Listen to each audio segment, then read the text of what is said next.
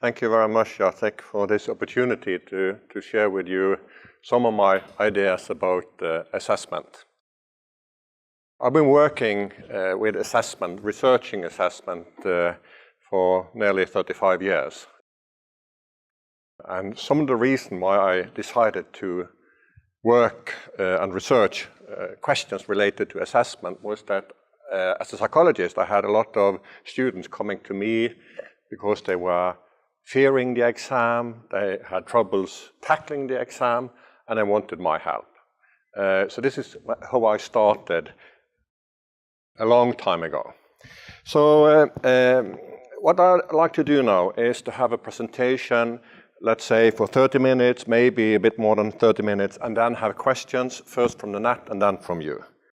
And let me start off by just saying something about measurement. I would say that we can make a distinction between two cultures of measurement. One culture, which I would call a testing culture. And I'm sure you're familiar with at least one of these cartoons, where all the animals are given the same test to climb the tree. This is an international cartoon. And the second one, what do you know, what you're able to do, what kind of skills do you have for real world? Well, I can do tests. I can take tests. So this is one culture that we know of, where universities have been described as exam-giving institutions. This was in fact a description that Norwegian higher education institutions were given by OECD. They wrote a report on Scandinavian higher education, and they described the Norwegian universities as exam-giving institutions. The focus were very much on testing students, to test them to see how much they had been able to obtain and how much they were able to reproduce. So these are some elements of the testing culture. Then the second culture is what I would call an assessment culture, where we have much stronger focus on how students learn. And a lot of this research was inspired by research in Sweden and in Scotland, and after that, many other countries, where they were looking into the way students learned and the way assessment affected the way students learn. And then this is just a figure to try to show that assessment is not only something that takes part at the end of a learning process, but assessment takes place as we go along, with a lot of students' work and a lot of formative assessment. But still, it is assessing and testing to some extent, but more focus on the continuous assessment and the formative assessment. This is looking into some details concerning the testing culture. And what we find is that this is, of course, the old and very traditional way that universities have functioned. Lectures are, to a great extent, the definition of universities and higher education institutions. So this is the way we have been doing it for centuries. And testing, exams have been testing which has been coming after a long period of learning and teaching. So there has been a distinction between learning and teaching activities on the one hand, and then testing, the exam, on the other hand. And very typical, these exams have been in-house exams, closed book exams. They have been written or they have been oral, with invigilation, with people supervising students, making sure that they do not use any books or whatever other things they could think of using, supporting them. So without any help of written or any other material. And one example is, of course, the MCQ, multiple choice questionnaires, has been very often used and is still in use in many places. But we also had home exams. Students have been given an assignment, given 7 days or 10 days or 14 days maybe, to hand in a written work.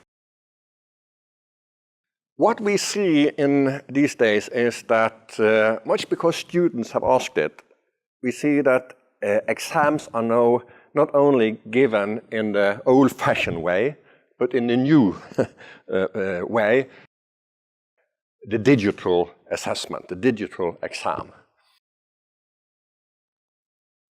I have been quite critical towards this new way of assessing students, because this is just doing what we always have been doing, but doing it with new technology, but really without using opportunities and the possibilities that the new technology provides us with. So this is just reinventing the typewriter, really. So it is still a closed book or closed web exam with invigilation, but and it's always assessment of learning. So it's a distinction between the learning and teaching process and then the assessment process. And what you can see at the bottom there, you will see two pictures which are very similar. The only difference is that on the picture on the right-hand side, you can see that the students have their computers. They come with their laptops. But as soon as they turn on their laptop and they put in their commands and the net is closed.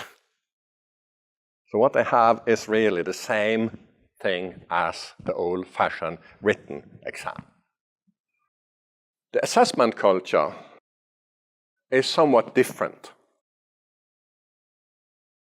where one looks at assessment as an integrated part of learning, and where we have continuous assessment. And of course, continuous assessment may be done in different ways. It's not necessarily much better than having the big, large assessment at the end. For students who have difficulties with tackling the exam, are nervous, this is perhaps not necessarily a much better way of doing it. But the thing is that once we've decided to do more type of formative assessment, continuous assessment, we also give students feedback. So assessment is not assessment of learning as much as it is assessment for learning. The typical way of doing this is still to have in-house closed book and closed web exams with invigilation, at least at the end. So there are some activities with feedback, some assignments with feedback, which may or may not count towards the mark. But there will, most of the time, there will be a final assessment, which very often counts, if not 100%, it counts more than activities as we go along.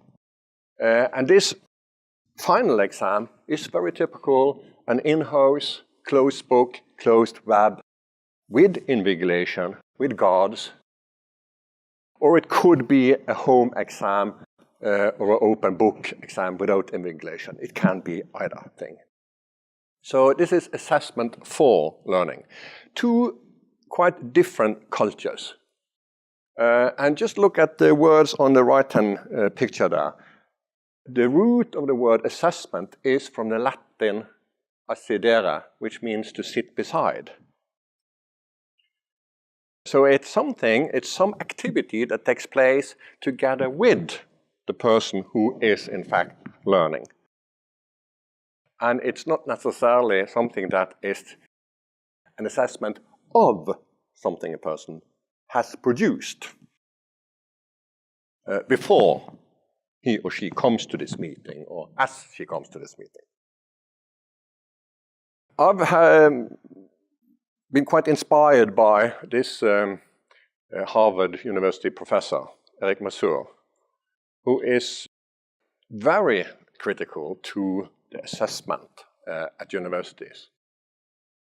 And he calls assessment, any type of assessment, as we are doing at universities, he calls them the silent killer of learning.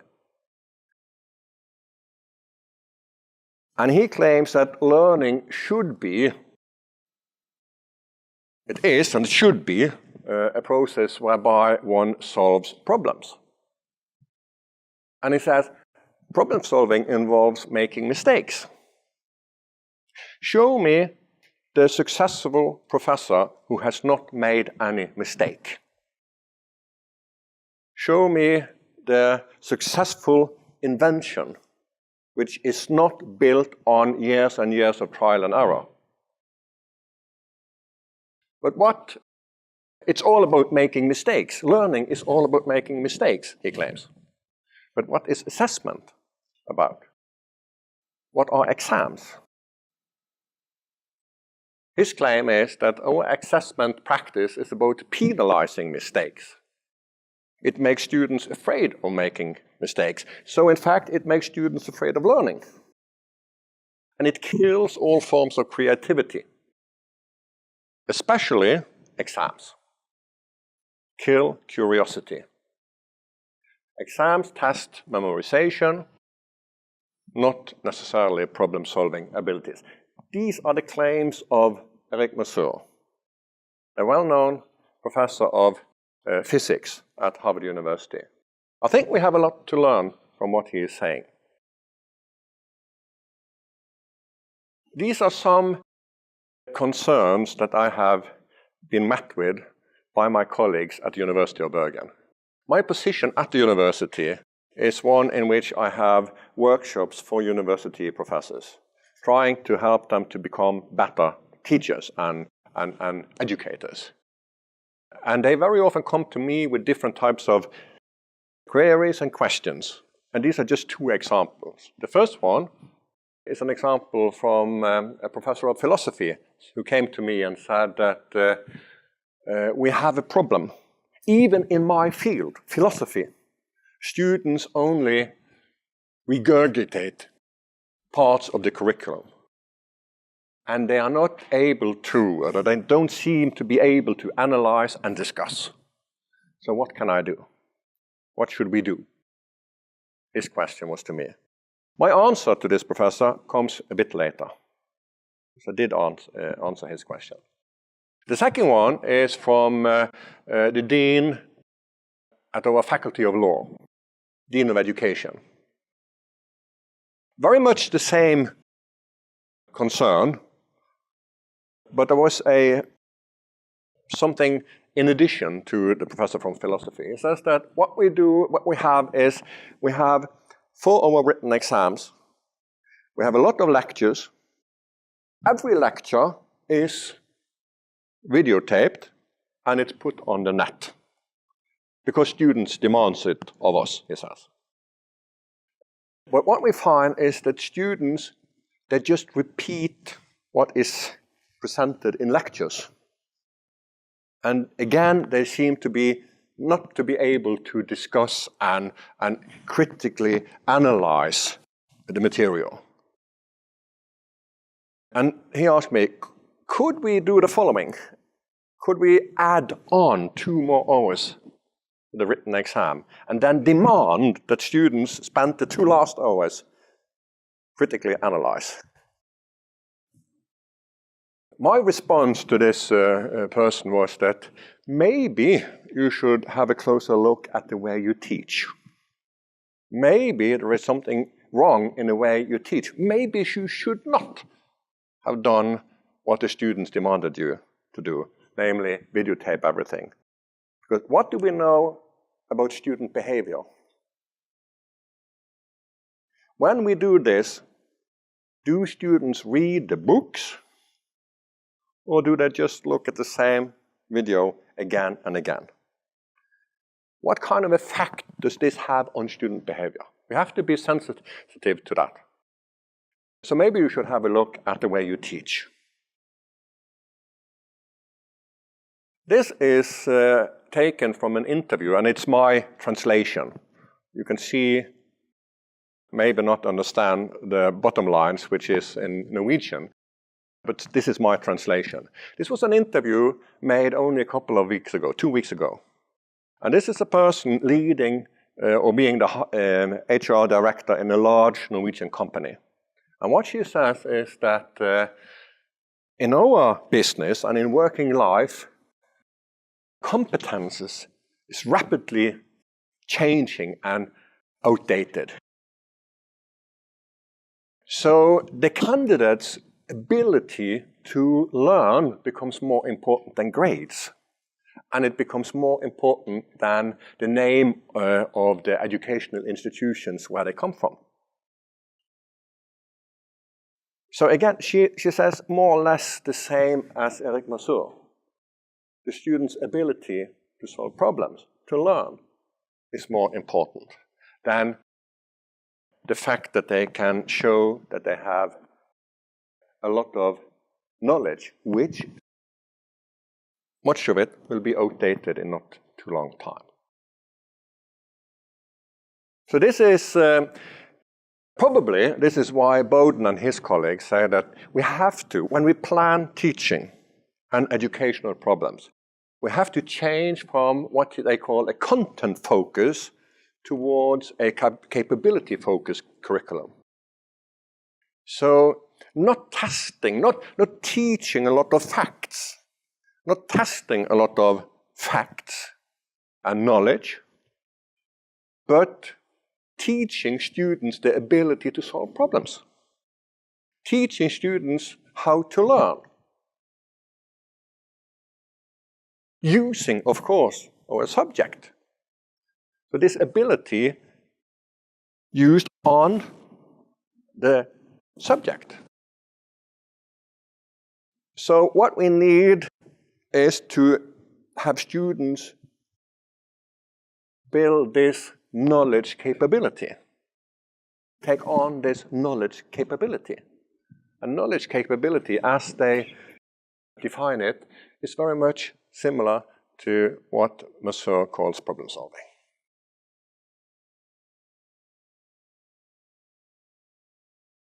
So, what we can say from research, and what is quite definite, is that the way we assess students determines what students learn, how students learn, but also affects students' conceptions of knowledge.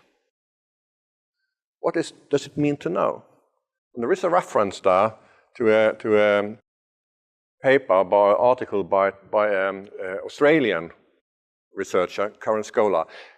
It's now becoming a bit old, but it's still worthwhile looking into that reference, where she in fact shows that the type of assessment that we confront students with has an effect not only on the way they learn, the learning strategies they use, not only on the result that they are able to show, but it also has an effect on the way they perceive the subject and the relevance of that kind of knowledge.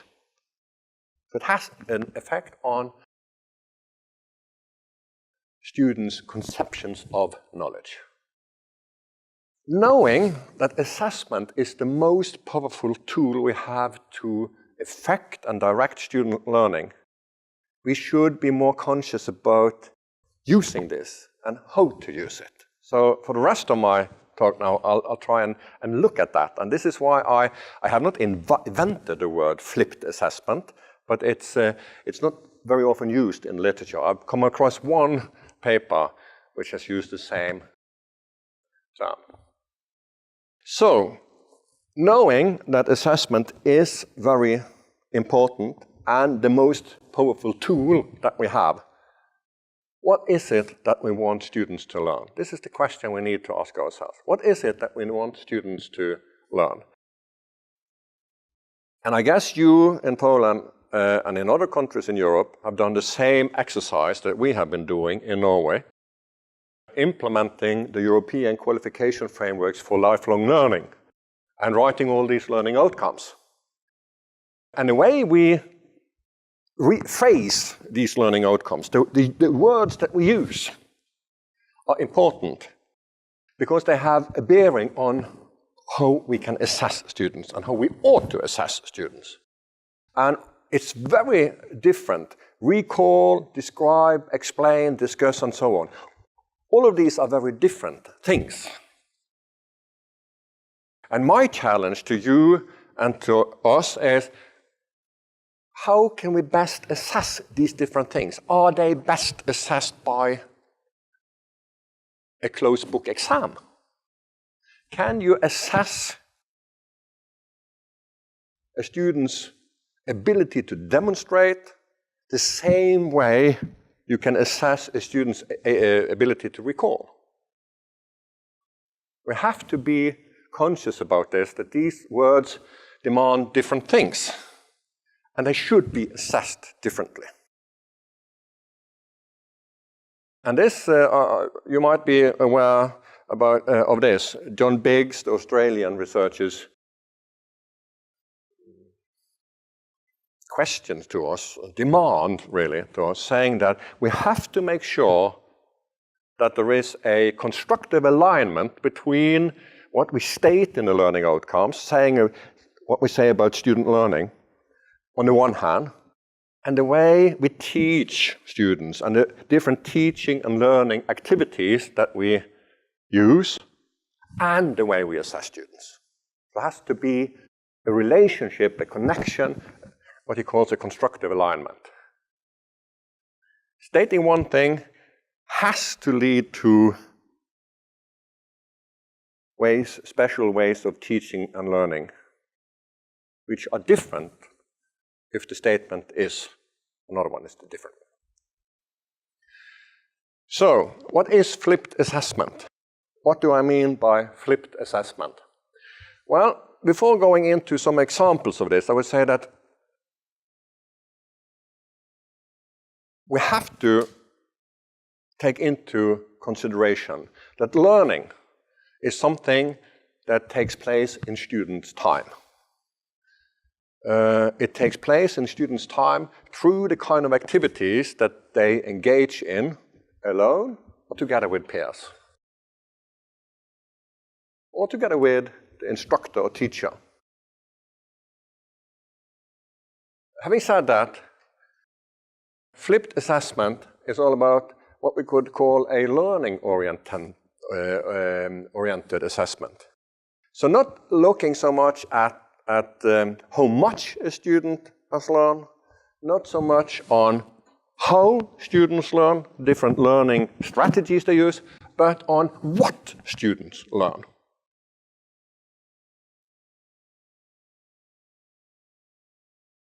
Flipped assessment involves making students, or it implies making students actively involved in assessment. Making them actively engage with writing the assessment criteria, having their opinion about quality, how these criteria have been met, and involving their own and peers' performance, an assessment of their own and their peers' performance. So this is really learning to learn, and it's assessment as learning. So where the testing culture is assessment of learning, and the distinction between learning, teaching activities on the one hand and testing on the other, and where the assessment culture is assessment for learning, and the formative aspects is important, and feedback is important, this is assessment as learning. Because students are actively engaged in assessment of themselves. So this is one example of flipped assessment.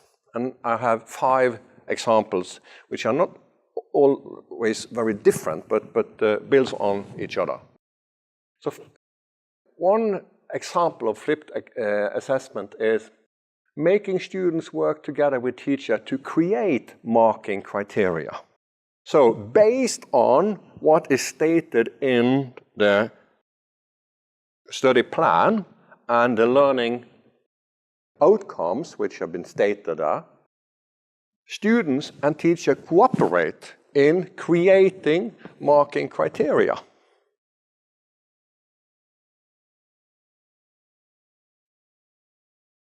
There have to be some sort of documentation, of course. There is some sort of documentation. It could be very much different things. And then the final mark that the students get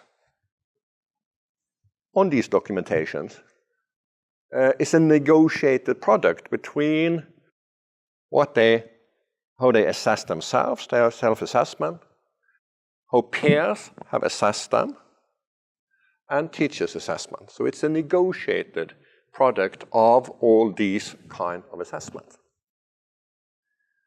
Making the student not only deciding, having a voice in saying something about the criteria, but also having the students have a voice in the assessment process of themselves. There is a reference to this, to someone who's really done this. So that's the reference below, the co-creation of marking criteria. So this is in fact something that is possible to do with success. A second example of flipped assessment is what I call assessment before, during, and after teaching and learning activities. So it builds on the former one, where you have assessment before the whole thing starts, where students are cooperating on developing criteria and what you could call a holistic rubric, a general holistic rubric based on stated learning outcomes from the study plan. Because this gives the students a voice into the whole process, saying, where am I supposed to go? What is the point in this program? What am I supposed to learn? And then we have a process where students are invited to assess themselves, and not only assess themselves, but also assess the kind of learning and teaching activities they are involved in during learning and teaching activities.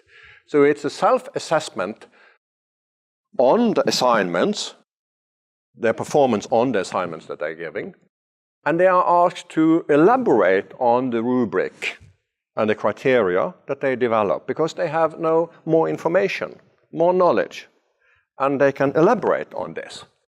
This also serves as a feedback to the teacher, saying, what directions are we going in? Are we going in the direction that we agreed on as we started? And it gives the student feedback to himself or herself, saying, well, where am I? What do I need to do in order to go back on track or to proceed towards the goal? And then you have, after the learning and teaching activities have taken place, you have an assessment afterwards. Self-assessment, peer assessment, and teacher assessment. And this is not necessarily assessing how much I've learned, but how did I learn? So this is on a meta level. What did I learn about learning? Being involved in all these criteria. What are the transferable skills that I can take with me to other contexts? What did I learn about learning? So it's, how did I perform? Yes, but how did I learn? So this is assessment as learning. So these are two examples. A third one is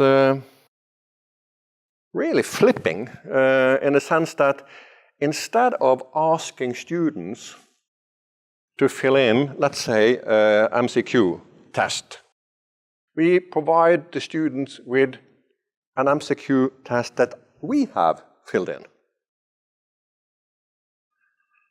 But we have made sure that there are some wrong crosses, or some wrong answers.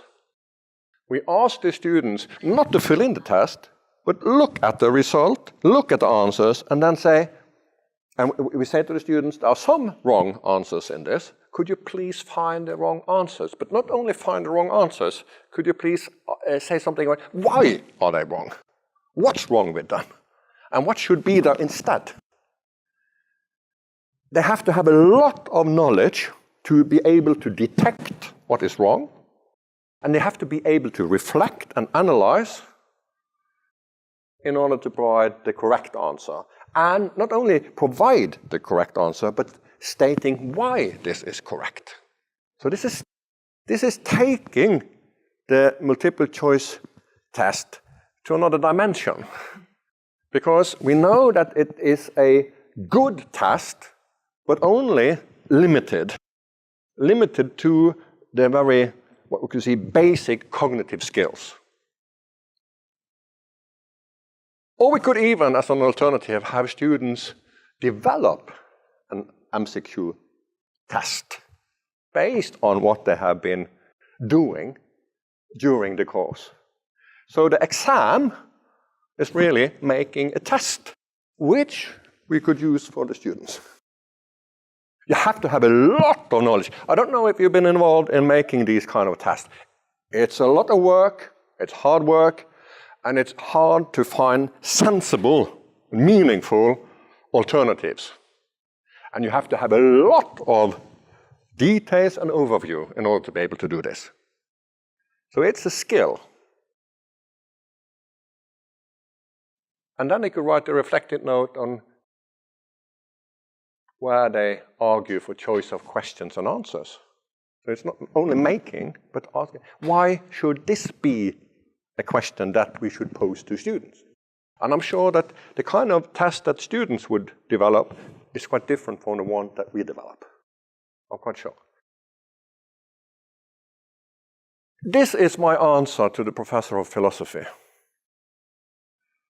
I said, instead of giving the students 4-hour in-house closed book exam where students are given a question, a problem to discuss, and then write a long discussion on this, a long paper. Could you not flip this so that you write an answer to this question? And what students are handed out at the exam is your answer. And then they have to read this answer, and then they have to say, well, was this a good answer to that question? Why was it good? Why was it not so good? What was lacking? What should have been there, which is not? What part of the literature has not been touched on? And of course, this assessment has to be based on a set of explicit criteria.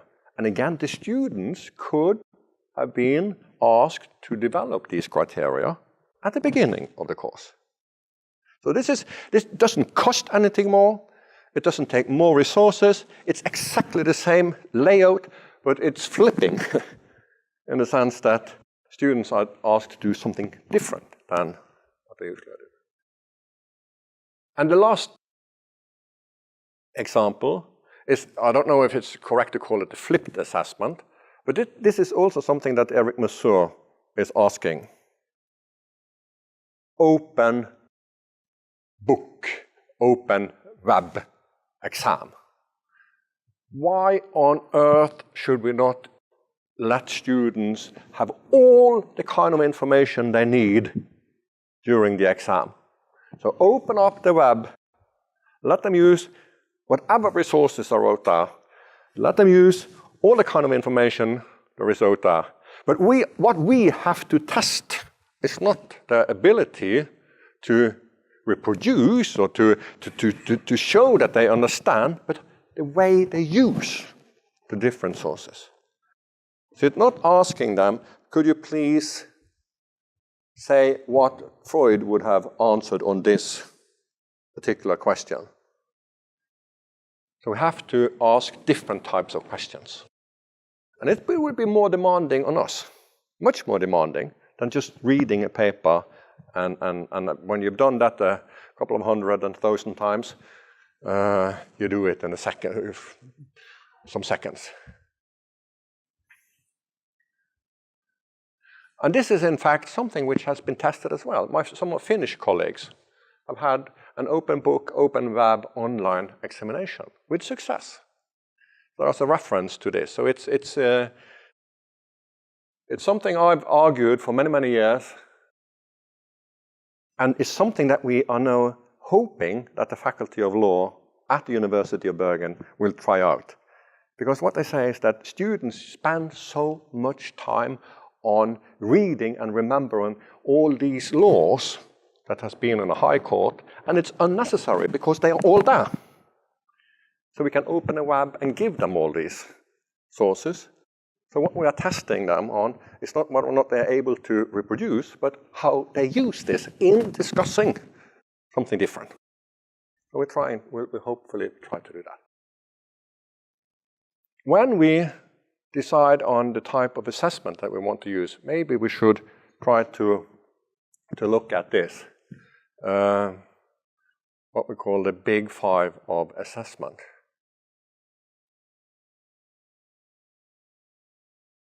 How concerned should we be about reliability? The fact that different assessors would assess more or less the same thing. How concerned should we be about that? We know that reliability is a difficult thing. The way we've been doing it for centuries is not necessarily very reliable. So it is a thing that we have to discuss. But should we be concerned about this? If yes, it has some bearing on the type of assessment that we can use. How much should we focus on validity? External validity, for example. Remember what the HR director said. How much should we be concerned with authenticity and transparency and fairness, having the student's voice into this?